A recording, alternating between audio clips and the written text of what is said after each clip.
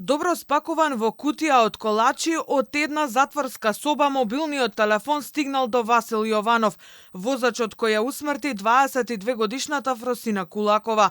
Додека шетал во дворот, притвореникот Гевгелија побарал пари за да ја прати кутијата со колачи во соседната келија, а внатре да стави и мобилен, со кој Јованов се јавувал кај неговите родители и девојка му. Според собраните информации досега, истрагата покажала дека затворскиот чувар воопшто и не знал дека внатре има телефон, па кутијата со благо ја однел во келијата во која бил и Јованов, вели во изјава за Алфа директорот на Шутка Бобан Утковски. Затворскиот полицаец со иницијали ХА, кој бил распореден во ходникот, го замолува да достави благо во другата соба, тоест во собата каде што е сместено лицето ВЈ.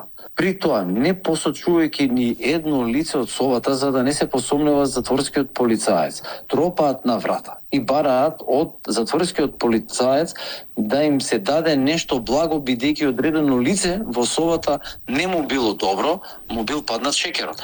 Парите за телефонот биле предадени од роднини на Јованов на брат му на притвореникот, кој смислил како да му обезбеди мобилен. Во меѓувреме, друг од притворското деление во Шутка го сликал Јованов преку прозор и фотографиите ги споделил со другари од надвор, па така беа и јавно објавени.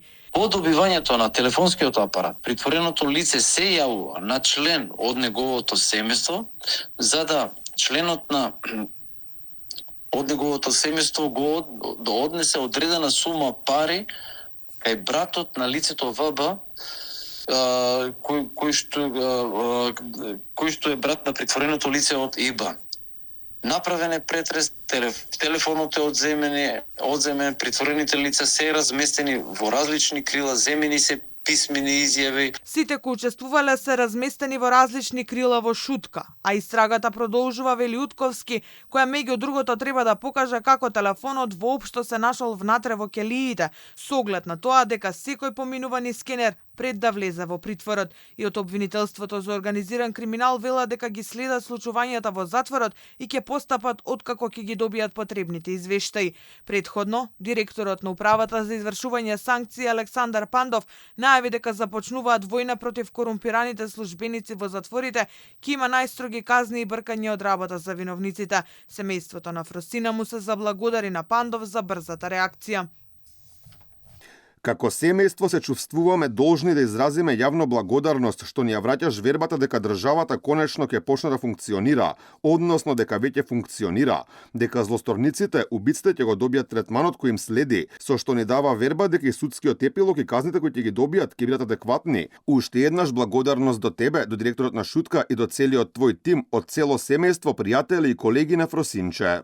Јованов доби притвор поради опасност од бегство, повторување на делото и влијание во постапката.